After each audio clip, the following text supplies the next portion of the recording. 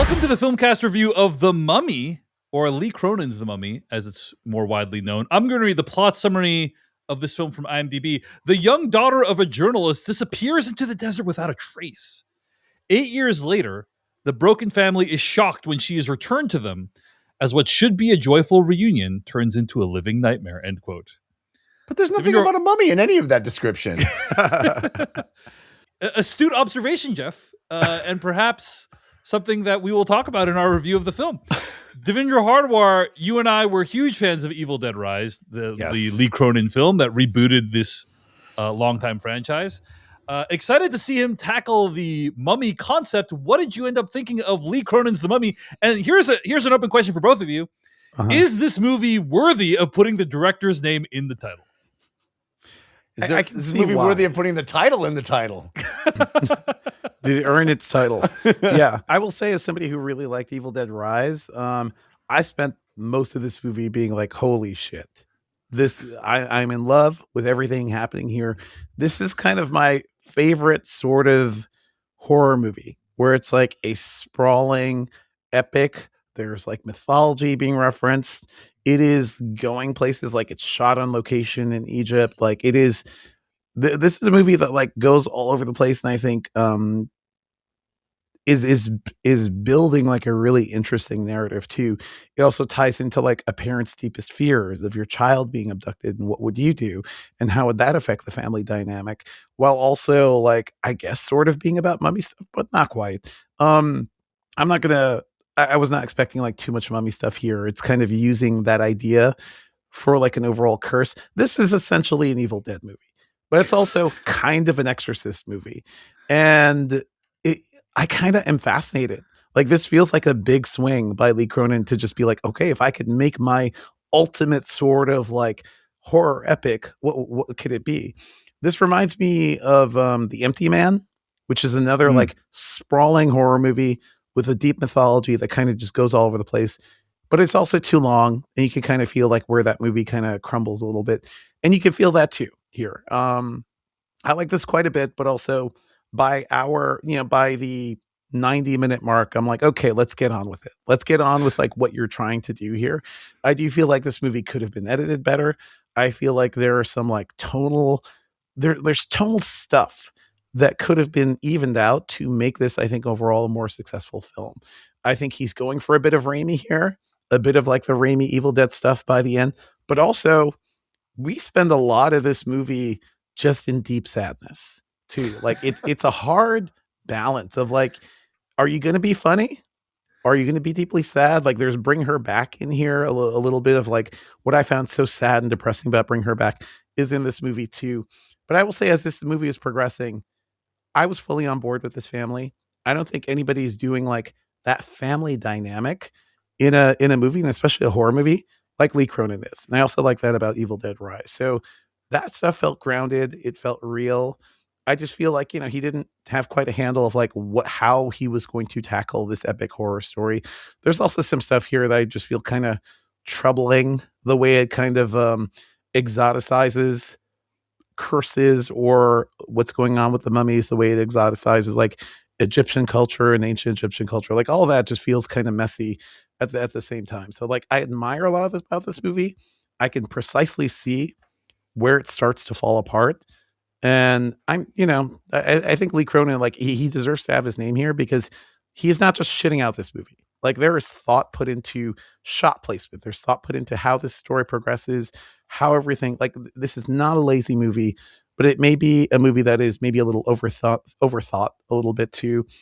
Could have been tighter, could have been like shaped into something that is, do you want to be funny? Do you want to be sadder? Like I feel like it's jumping all over the place. I did enjoy watching it, but man, is it kind of a bummer throughout as well. So I'm all over the place with this movie. I did really enjoy it most of the time though. Yeah. Again, the family stuff is good. I don't think anybody's doing that really, as well as he is right now. Movie, by the way, for those who are curious, 2 hours and 14 minutes long, which too long. I have to say was pretty long for a horror film. Jeff Kanata, what did you think of the film? And does Lee Cronin deserve to have his name in the title? Well, Dave, what I thought of the film is best summed up in the form of a limerick. Let's hear it, Jeff. Well, you're not going to like this one, Dave. You're not going to like this one. Really? On a number of levels. I just want you to know going in that I know you're not going to like this one. Okay. All right? Okay. Grotesque in a way that feels naughty. Its Egyptian connection seems spotty. And because it's a child that gets mummified, it's not so much mummy, but Dottie. Huh. Because it's the daughter, not the mom. Oh. It's not mummy. It's Dottie. Oh, is this a Pee Wee Herman reference? Oh my God. No, not Dotty. Yeah. Dauh. Yeah. Oh, that's why. I get it now. That's all right. Okay. I'll allow it. I think this is an extremely well-made movie that I could have happily gone my whole life without seeing. Yeah, I'm sorry, Jeff. I did feel bad for you watching this. I mean, this movie is gruesome. It is absolutely, it wallows in its grotesqueries. Yes. And delights in them. And I mean, there's some toenail shit in here that I will never unsee. And I think, from my perspective, I admired the filmmaking. I really did. Mm-hmm. I mean, there are some really, the movie's shot really well. There's some, I think, expertly disguised setups and payoffs that, when a movie sets something up and then I forget about it and then it comes back, I always applaud the movie like, yep, I forgot that was a thing and you brought it back. Well done. Well done. The movie does that a couple of times, actually. But I mean, it is truly a bleak movie. And I got to say, unfortunately, I have to say that pretty triggering for me. I mean, this is really about a child that, the doctor. At its core, it's about parents dealing with a troubled child, basically. That's exactly right. A child who's different from its siblings. Yeah. And a child that they want to love and acts out in ways they don't know how to handle. Like, I mean, I saw my life, it is exaggerated. Obviously it's a horror movie. It's supernatural. Right. It is, far beyond what I have to deal with, but it is an allegory for, dealing with a kid who has issues. And so in that way, it was really hard for me on a number of levels to watch. And it was also just really sick. Like it's some imagination in this stuff. Yeah. There's depraved shit that happens in this movie. And man, my screening, I walked by a family that brought their little kid to this movie. And I was like, oof. And then I wasn't sure I was going to mention this, but on the way out of the movie, I was leaving the movie and behind me, I heard a kid screaming and being held by their parents. And I wasn't certain it was the same kid, but I think it might've been. And I'm like, oh my God, you just give your kid a complex that they're going to have to deal with their whole life from watching this movie. I could understand a kid watching this movie and never sleeping again. It is really dark.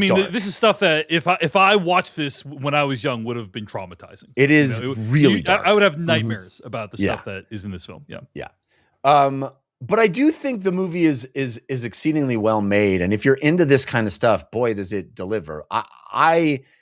This is not the kind of thing that I'm drawn to at all anymore. And so, I also will say this, you guys may disagree. We were kind of joking about it on the way in to this review, but I do think if you call yourself The Mummy, you're making a promise to the audience. Sure. If you're invoking the storied history of one of the great movie monsters, right? If you're making a movie called Wolfman, I expect there to be a full moon at some point. I expect a guy to transform into a wolf, right? If you're making a movie called The Invisible Man, I want to see some kind of special effect where it looks like glasses are on a face that I can't see. There's like expectations if you invoke these storied movie monster franchises, and this movie just isn't interested in delivering to you the Mummy, right? It's peripheral, that it's sort of in the background that there's some Mummy stuff, but there's, if you're calling a movie The Mummy, I want to see a thing with wraps around it with its arms out, staggering towards somebody. You know what I mean? That's what you're promising me. Mm-hmm. And I think on why did this a have fundamental to be level, Mummy? it fails to deliver that. Yeah. It's like, you didn't have to call it The Mummy. Right. There's so many other words in the English language you could have used. Yeah. Totally agree. And you're right. It's much more an Exorcist movie than anything else. There's a demon, it's not it's the Mummy is tangential to the story, and that's about it. And by the end, they're practically a deadite. Like it is so these things that are not the Mummy. It's just hilarious. Right.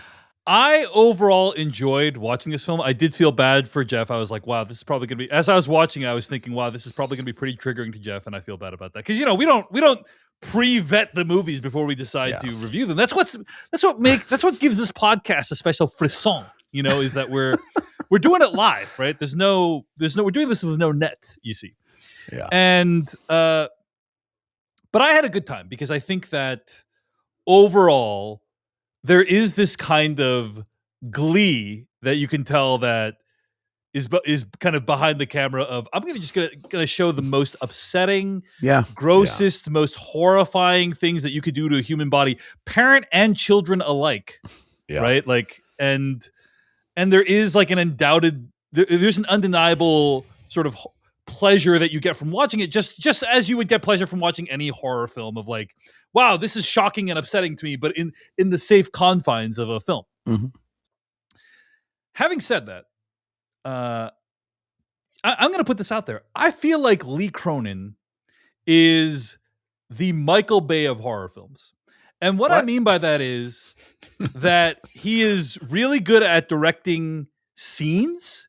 He's really good at directing individual shots, but the connective tissue between the big moments, not as good. Like there is, in my estimation, absolutely no reason this movie needs to be 2 hours and 15 minutes long. Yes. Like there is no, from my perspective, real palpable sense of the progress of time in this film. Like how much there's a big time jump that happens early on. It drags. But it's like, like how much time is like, is it days? Is it weeks? Is it months that are elapsing between? You're like it's cutting back and forth in time in ways that aren't clear to the audience until you like think about it a little bit more.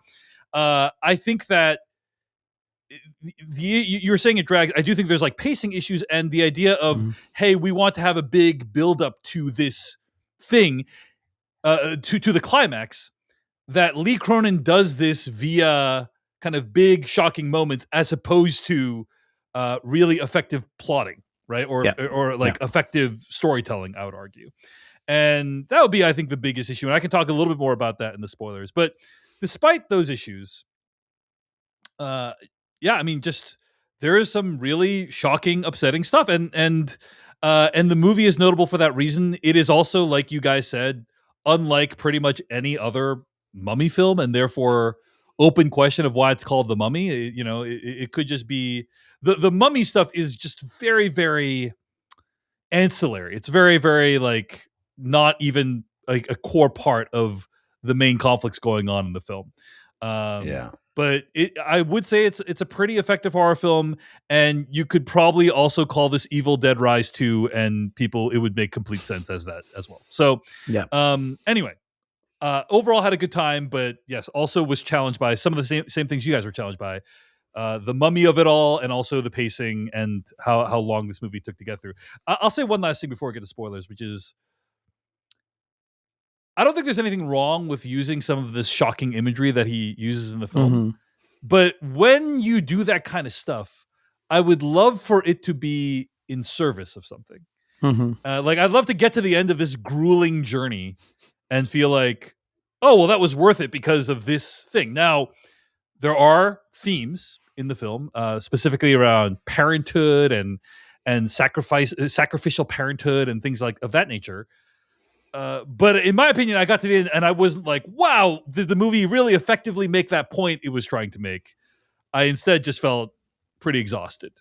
Yeah, and exhausted is a word because it goes on for so long. Right. I will say this though, like the way he built up the family dynamic is so good. I'm like, I just want everything to be okay. That's true. I want this to be good. Like I want there to be a resolution here. And that is a good thing. Like you don't hate all these characters. Like I think that's a good emotional through line through this movie. I will talk more about what happens at the end. But that was my drive getting through this. I just want the story to end up well for this family. And that is an effective setup. He is very good at the setup, I'd say. Agreed. All right, guys, let's get to spoilers for Lee Cronin's The Mummy starting right now. There were some moments in this film where I really felt some cinematic highs. Oh, man. Yeah. And I'll just say, like, just right near the beginning when they get the phone call. Or first of all, like the entire daughter getting kidnapped, very gut-wrenching sequence. And then cut to 8 years later, and he's working in Albuquerque. And then you kind of like fill in all the blanks of what had happened, of like, oh, he didn't do the job. And you can imagine this event probably shattered this entire family, and like he didn't do the New York job like he wanted to do, and he's back in Albuquerque. And then they get the call that they found the daughter, and then Leia Costa, by the way, who is Victoria from the movie, Victoria, she kind of collapses while they're standing on that cliffside, and it's just like it's this amazing emotional moment. Incredible. Incredible. And also like the abduction when he's chasing when he's running through the streets of Cairo, and the sandstorm is starting, and you see like all of the hanging laundry, which I'm like, oh wow, he's like really foreshadowing to the wraps, the cloth wraps of a mummy, and it's like, nah, he doesn't give a shit about mummy stuff. Well, the mummy has, she is wrapped with stuff. That's she's wrapped with stuff. Like it's kind of it's indistinguishable from skin, but she's still wrapped with stuff. Yeah. She's wrapped with stuff. It evokes like mummy curses. Like it evokes the idea of what makes mummy stories so fascinating is that there was a culture that preserved the dead, and they did it so well that we can go back and look at those bodies now and be like, we can see these people. There's things we can notice about it. And I think that is inherently fascinating and kind of scary. It again goes back to The Exorcist, which also like has like the beginning where it starts in the Middle East too, where it's talking about this sort of like ancient evil. Those things I think are just really compelling. Yeah. It doesn't connect the dots completely though. To like the idea that this demon, whatever it is, needs to have a vessel, and that vessel needs to have a body. So we need to preserve that body as long as we possibly can to keep it in that vessel. Like it's a little squeegee about how it expresses that. And I wish it was a little more explicit about that, because it's a cool concept. It's like we mummify this body specifically to preserve it as long as possible, because once it decomposes, we need to put it in a new vessel. And I think that's a neat concept, but the movie just kind of talks around it. I think the preservation components are not here, and instead it's like, hey, we're wrapping this girl with these spells, this text on it to prevent them from getting out. Now, Devindra, you were talking about the Egyptian component of this. I do think it's interesting because there is an entire subplot of this film that is dedicated to this detective character, played by her. She's great, May Calamawy,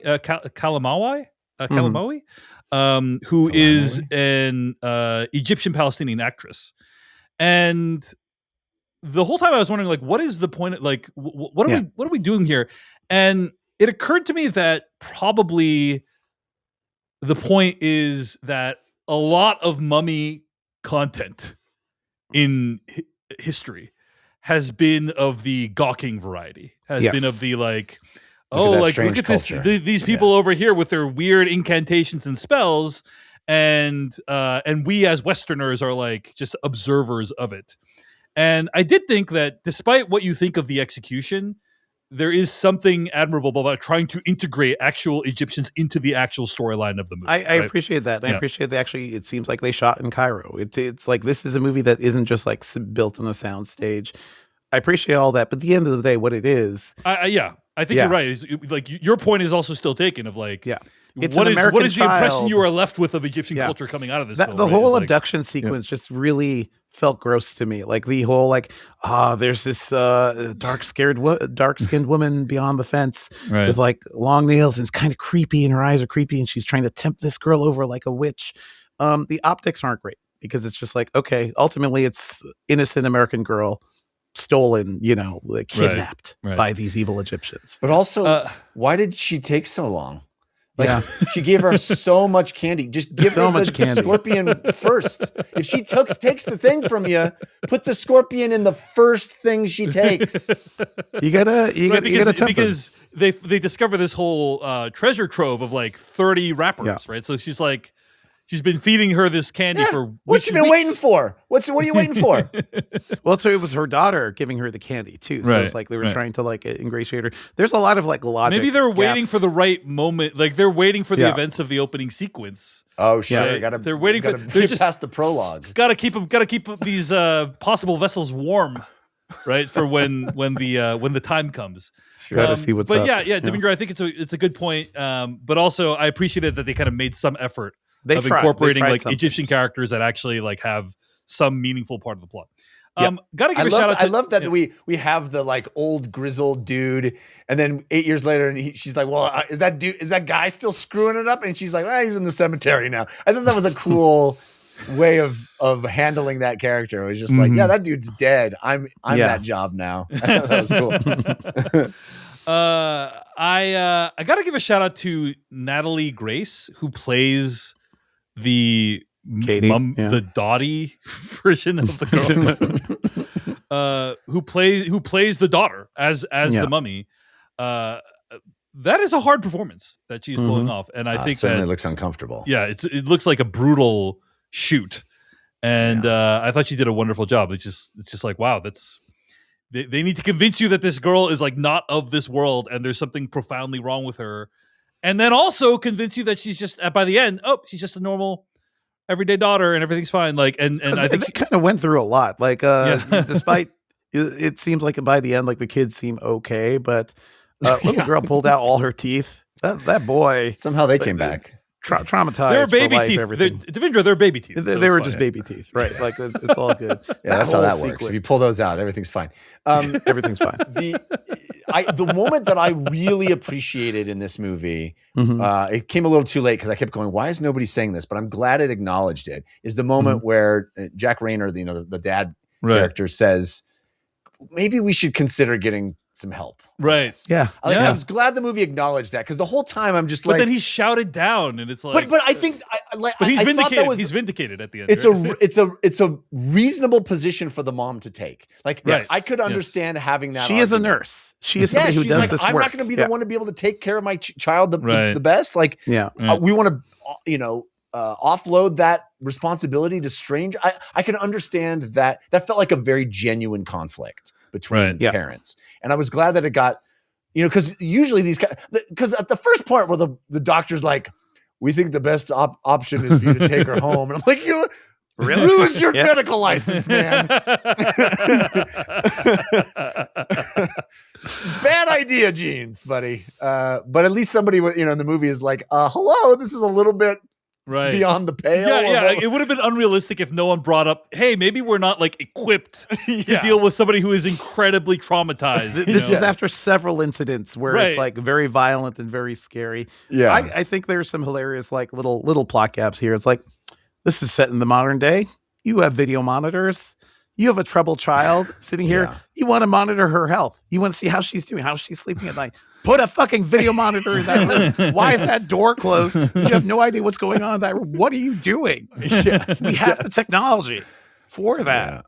I got to say, another moment in the film when I was left in awe was when the detective goes and beats down the door of the magician woman and shoots her or like kills her. And then the daughter like runs out into the orchard or whatever it is, and then like starts digging frantically, and then she's like, hands up, and then she like sticks her hands up, and they open the box, and it just has a VHS tape that says Katie on it. That's like an amazing, incredible moment. I was like, oh my God, this is so good. Just like incredible filmmaking. I kept thinking like, we're just kind of stuck. The last creepy media type, right? Yeah, is VHS. Yeah. We're never going to get to a point where the next generation is like, this was only in 720p. So creepy. 10 years from now, it's going to be a remake of Lee Cronin's The Mummy, and there's going to be a laser disc in there. Yeah, they're opening up this huge container. It has a CD-ROM. Yeah. The moment where she puts the tape in, I was like, please don't make us watch the tape. Please they make us watch the tape. It shows a little bit of the tape, and then it cuts away, and I was like, thank God we cut away. And it's like, nope, we're cutting back. You're going to see the whole tape. We didn't need the whole tape. We did not need the whole tape. It's like one of those things. Let's watch a little child be tortured by people. That was pretty brutal. That was pretty brutal, not going to lie. And that's the thing is like, it is... In my opinion, this is just me because of my delicate sensibilities. If you torture a child in a movie, you better be making a really good, interesting point with the movie. Do you know what I mean? I want to see a good reason for the child torture. Well, I mean, like, okay, so as an example, I'm going to put this out there. Like, Speak No Evil, right? Mm-hmm. Which is a very upsetting movie that a lot of people hate. But... Yep. Say what you will about the tenets of Speak No Evil. At least it's an ethos. Like at least they were trying to make some kind of point about the social order and stuff with that movie. With this movie, I don't know, man. Like what is this movie trying to say anything about fatherhood? Like get hurt. Yeah. We're just watching a child get hurt for kicks. Like it's yeah. It reminds me of that scene from Dr. Sleep, but at least in Dr. Sleep, it's just one kid slowly being killed on a baseball field, right? It is. Oh yeah, that's what that's very upsetting. And that's a brutal scene, but it's a very tight scene. It's like, okay, you're in and you're out. This one's no, we're gonna watch this whole parents. It's important. Yeah, you torture yourself. Better watch it. I was like, no. Better watch your child. We have to know what happened. Do you? No, do you? Do we? I don't want to know. You can just watch it and describe it to me, and that will be sufficient. I mean, the key, like what happens there, the incantation, like that resolves like how they can move the thing. You do. That's why they did it. But also, we've been through so much. Like Lee Cronin, I know you enjoy up this. Until that point, it's already been a slog to get to that point in the movie, right? Yeah. And it's just like, it breaks my heart. And it's also to the point where I'm like, I want everything to be okay. How can everything be okay? And it does okay. By the end of the movie, it's like, you know what? They did figure out a solution, and they get a bit of revenge at the end, and that's cool. Okay, well, let's talk about that. Let's talk about that. Well, before you do, I do think, to defend Lee Cronin slightly, I do think, I don't think it's entirely pointless. I think he is trying to make a point about the sacrifice of parenthood. Yes. And the fact that the father takes willingly, gladly. He takes it on himself.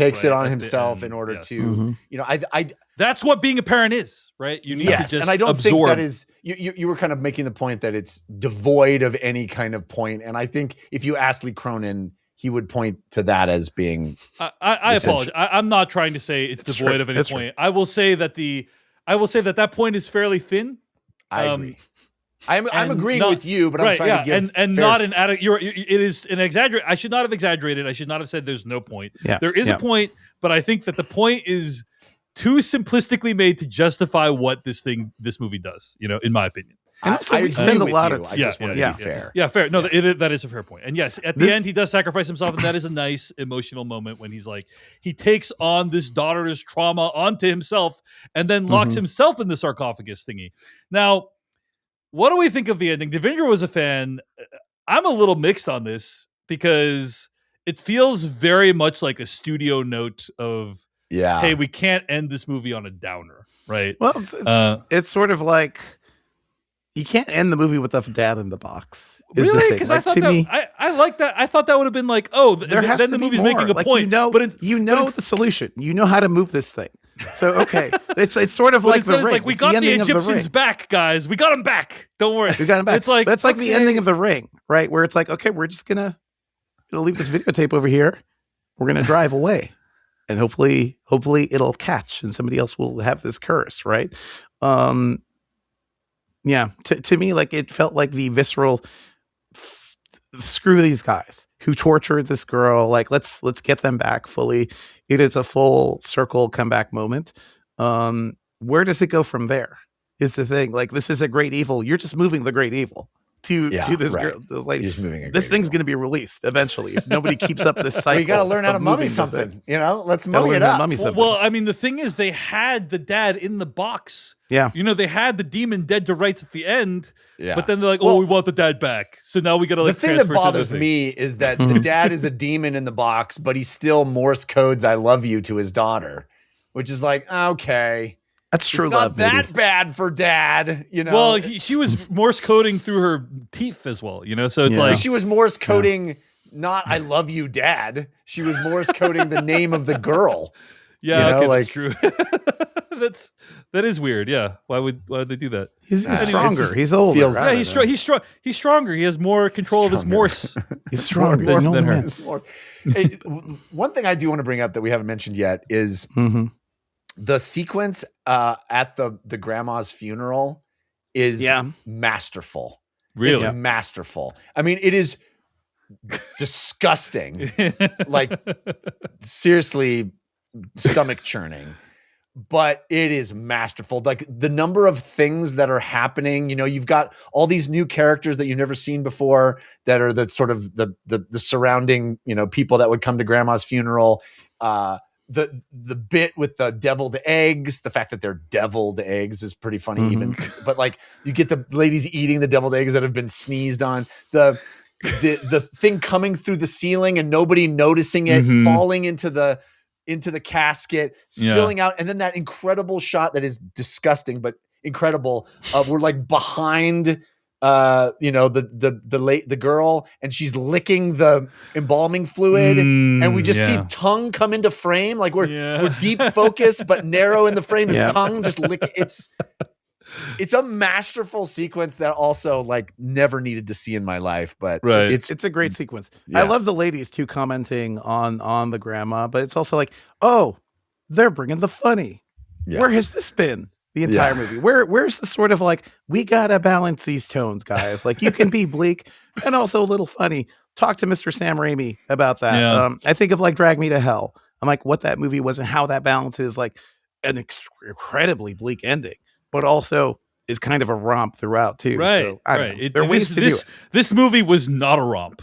This movie was not a romp. Not a romp. But it does have moments of levity, and I agree with you, Devindra. They're too few and far between.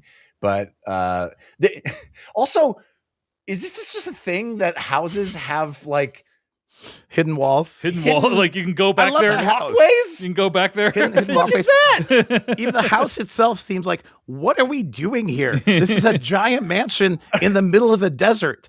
What?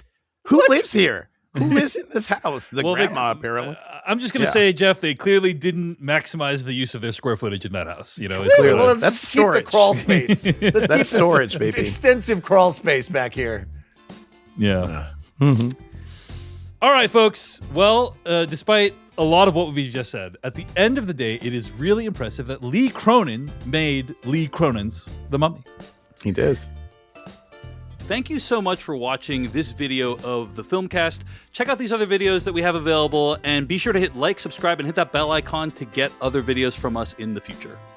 You can also go to thefilmcast.com to catch all of our audio podcast versions of all of our episodes. And support this podcast at patreon.com/filmpodcast, where you can sign up for ad-free episodes and exclusive After Darks. Thanks so much to everyone who makes the Filmcast possible.